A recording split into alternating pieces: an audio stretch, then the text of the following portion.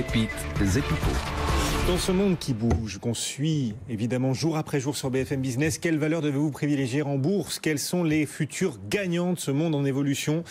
Quelles valeurs privilégier pour vos portefeuilles boursiers? Eric Lewin est avec nous, le rédacteur en chef des publications Zagora. Bonjour Eric.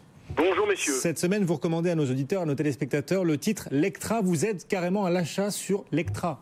Oui, alors écoutez, il faut savoir que Lectra est quand même un numéro 1 mondial, on ne sait pas beaucoup, ils sont dans l'édition de logiciels et d'équipements de conception et de fabrication assistée par ordinateur. Alors les grands marchés du groupe, c'est la mode, environ 50% du chiffre d'affaires avec les plus grands groupes de luxe au monde, l'ameublement et bien sûr l'automobile. Il faut savoir qu'il y a quelques jours, le groupe a confirmé par exemple un partenariat mondial avec Faurecia portant sur la découpe de sièges ou encore de coffres. Alors le groupe est très ambitieux. Vous savez, Lectra, c'est une entreprise qui en 2007 avait refusé les délocalisations et le patron Daniel Harari avait insisté sur les relocalisations. Vous vous rappelez qu'en 2007 on ne parlait plus du tout de ça.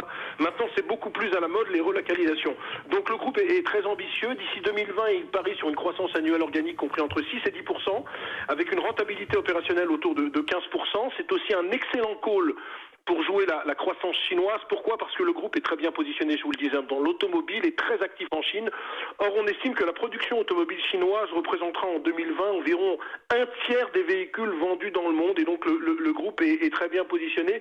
Ajoutons que c'est une cash machine, trésorerie nette 80 millions d'euros, free cash flow, je rentre un petit peu dans les détails techniques, excusez-moi, 16 millions d'euros, mais il fallait le souligner. Et puis, il y a aussi une dimension spéculative. Alors, l'un des actionnaires du groupe, André Harari, qui n'est autre que le frère du PDG actuel, a vendu ses titres via un reclassement représentant 16% du capital en juin dernier. C'était autour de 24 € par action, de sorte qu'on a un flottant, messieurs, qui atteint 80%.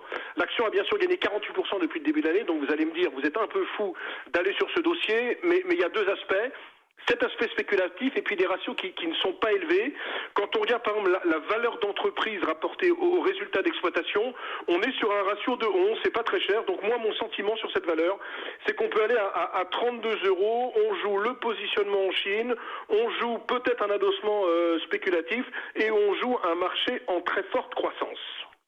Donc 100% optimiste sur Lectra. Où sont les nuages quand même, les petits bémols, Eric?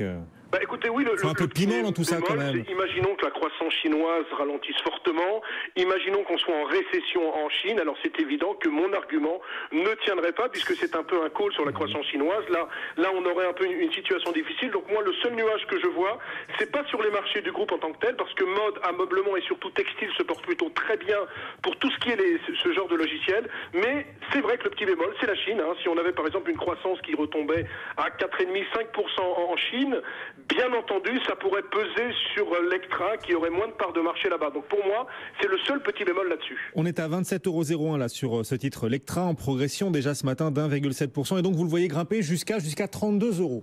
Écoutez, oui, 32 €, c'est un objectif raisonnable, c'est tout à fait logique. Alors ça va pas monter du jour au lendemain, mais c'est vraiment un titre avec une croissance régulière parce qu'on a tous les arguments, situation financière saine, une forte croissance et une forte rentabilité. C'est un peu un win-win parce que vous savez qu'en général les groupes qui ont une forte croissance ont du mal avec la rentabilité. Là, on a l'association des deux et donc ça me paraît un ticket intéressant par les temps qui courent. Merci beaucoup pour ce conseil. Donc à l'achat sur Lectra, conseil signé Eric Lewin et les publications Zagora. Bonne journée.